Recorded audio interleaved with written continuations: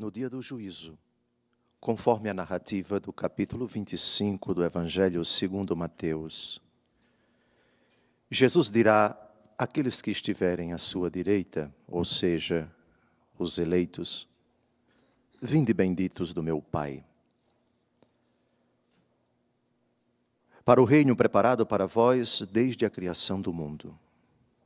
Porque tive fome e me deste de comer, tive sede e me deste de beber, estive nu e me vestiste, preso e me visitastes, enfermo e fostes ver-me. E se segue. Estes perguntarão ao Senhor: quando te vimos desta forma? Todas as vezes que fizestes isto a um destes pequeninos, foi a mim que o fizestes. O que nos interessa, à luz das leituras que nós acabamos de ouvir, é a primeira afirmação de Jesus: tive fome e me deste de comer.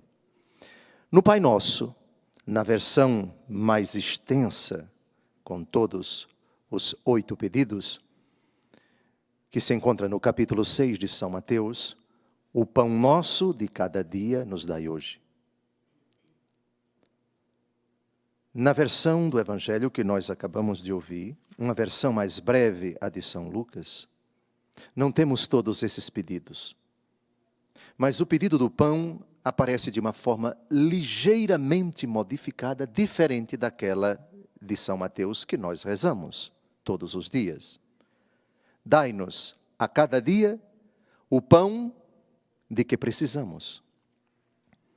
É uma afirmação diferente de o pão nosso de cada dia nos dai hoje. Essa versão está em Mateus, que é a que nós recitamos quando rezamos o Pai Nosso. Qual a diferença? Qual a importância disso? Dá-nos a cada dia o pão de que precisamos. Os padres da igreja unanimemente viram nesse pedido não apenas uma alusão ao pão material, mas também ao pão espiritual. Quem se recorda do diálogo de nosso Senhor Jesus Cristo com o demônio? Qual foi a primeira tentação de Cristo no deserto, 40 dias depois de ter iniciado esse itinerário de jejum, de oração, 40 dias e 40 noites sem comer e sem beber? Transforma estas pedras em pães. E a prova de que o pedido, o pão nosso de cada dia nos dai hoje, ou dá-nos o pão que nos é necessário, não se refere apenas ao pão material, a comida que sacia o nosso corpo, é a resposta de Jesus a Satanás em Mateus capítulo 4, versículo 4. Nem só de pão vive o homem, mas de toda palavra que sai da boca de Deus. Portanto, o alimento, onde quer que ele se encontre no discurso de Jesus, há de ser entendido não apenas do ponto de vista material, mas, sobretudo, espiritual. E hoje, as 2 leituras que nós acabamos de ouvir ilustram exatamente isto. O ensinamento é sobre o alimento espiritual. Na verdade, se quisermos ser mais precisos, a primeira leitura fala do alimento chamado ensino. E o Evangelho também, o alimento ensino. Só que o ensino da primeira leitura é aquela obra de misericórdia espiritual chamada corrigir os que erram. E no Evangelho, ensinar os ignorantes. De 2 formas nós alimentamos as pessoas do ponto de vista espiritual. Quando elas estão erradas, corrigindo-as. Quando elas estão na ignorância, ensinando a verdade que elas procuram. A verdade que elas necessitam saber. Por isso, o pedido do Pai Nosso, na versão de São Lucas, é tão significativo. Dá-nos a cada dia o pão de que precisamos. Do ponto de vista espiritual, à luz da primeira leitura, esse pedido poderia se traduzir assim: quando eu estiver errado, Senhor, alimenta-me, corrigindo-me. Seja diretamente, tu, sem a mediação de quem quer que seja mediatamente, ou seja, pela mediação das pessoas. No Evangelho de hoje, é Jesus quem ensina pessoalmente. Na primeira leitura de hoje, é Jesus quem nos corrige por meio da igreja. Vejamos a primeira leitura que nós acabamos de ouvir. São Paulo narra que se encontrava depois de muito tempo de conversão, cerca de 14 anos, ele se encontrava em Antioquia. E lá havia uma comunidade cristã constituída de cristãos oriundos da gentilidade, cristãos que outrora eram pagãos, e cristãos oriundos do judaísmo. Quando São Pedro estava somente com os cristãos oriundos do paganismo, ele comia com eles, tranquilamente. Mas quando os cabeças da igreja, Tiago, Cefas, João, quando esses apóstolos chegavam, São Pedro não comia com eles e se afastava deles. O primeiro Papa aqui cometeu a fraqueza da duplicidade, da hipocrisia, se quisermos utilizar a palavra do mesmo São Paulo, e os demais judeus acompanharam-no nessa dissimulação, a ponto de até Barnabé se deixar arrastar pela hipocrisia deles. E aqui, vendo o erro de São Pedro, São Paulo querendo o bem dele, mas também querendo o bem de toda a igreja, quando vi que não estavam procedendo direito, de acordo com a verdade do Evangelho, disse a Cefas, diante de todos: se tu, que és judeu, vives como pagão e não como judeu, como podes obrigar os pagãos a viverem como judeus?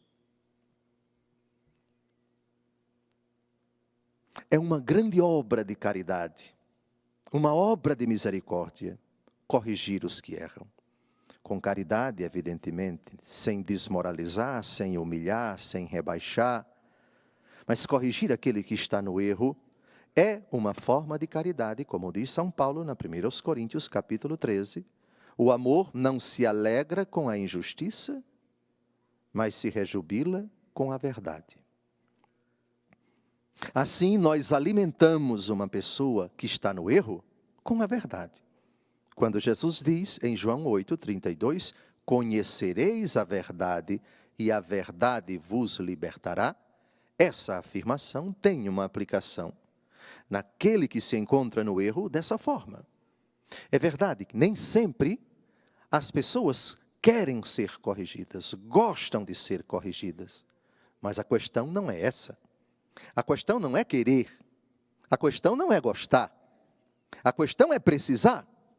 De novo, o pedido que está no Pai Nosso em São Lucas, que é diferente do pedido de Mateus: dá-nos a cada dia o pão de que precisamos.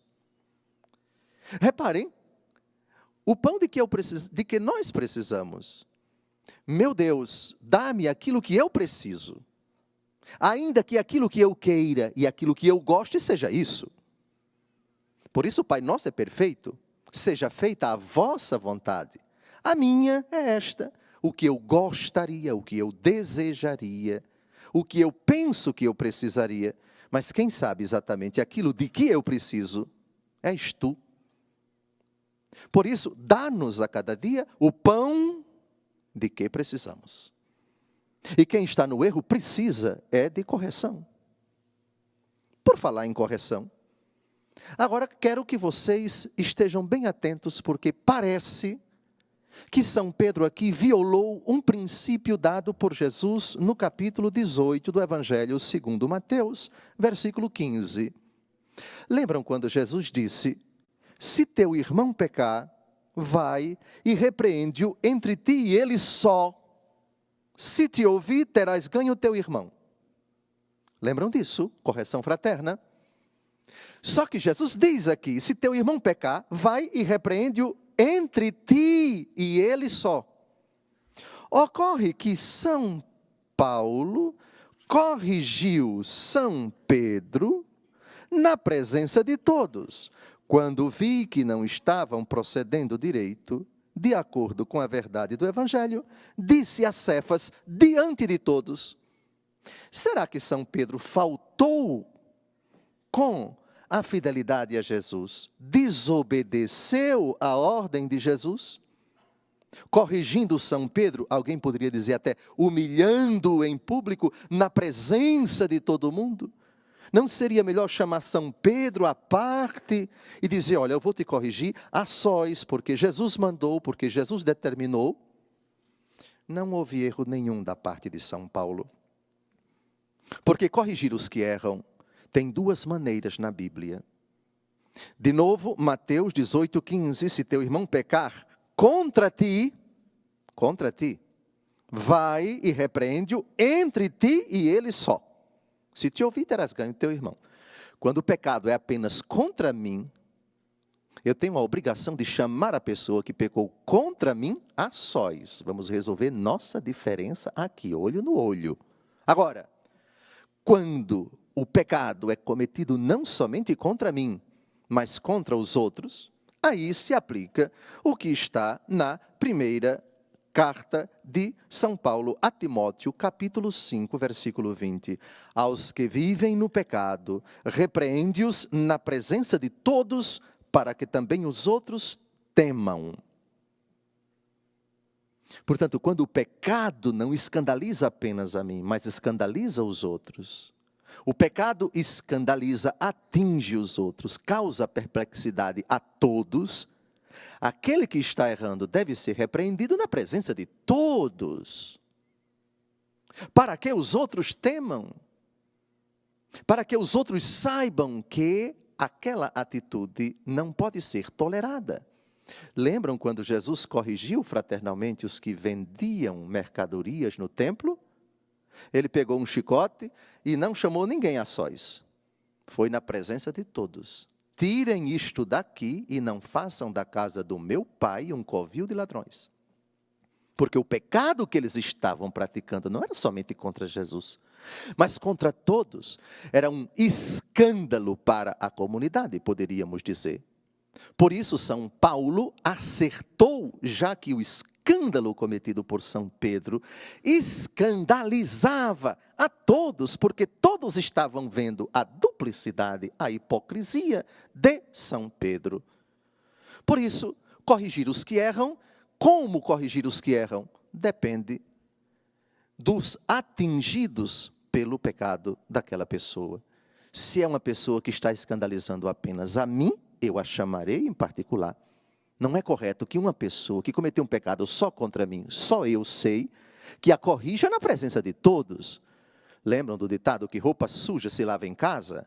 Pois bem, se o pecado dela foi só contra mim, não há razão para eu corrigi-la na frente dos outros, para jogar uma fraqueza dessa pessoa na presença de todo mundo. Faça-me o favor. Mas o contrário também é verdadeiro. Uma pessoa comete um escândalo na presença de todo mundo e eu me calo, sei que ela está errada, que ela com essa atitude está escandalizando os outros? Não, de forma alguma, nada de correção fraterna a sós. Tem que ser na hora, tem que ser bateu, levou, no bom sentido. É preciso que a pessoa seja corrigida para que todo mundo saiba e respeite aquele que está corrigindo aquele que erra. E, finalmente, amados, o evangelho que nós acabamos de ouvir.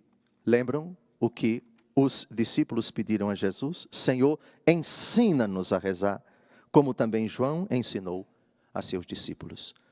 Filhos caríssimos, duas manifestações de misericórdia. No ano da misericórdia, Papa Francisco pede, na bula Misericordiae Vultus, que nós nos debrucemos nesse ano da misericórdia que está em andamento, e que se encerrará na solenidade de Cristo Rei no mês que vem, que nós reflitamos sobre as obras espirituais e as obras corporais de misericórdia. O ensinamento de hoje poderia ser sintetizado nessa frase: Cristo misericordioso que nos alimenta, que nos dá o que é necessário.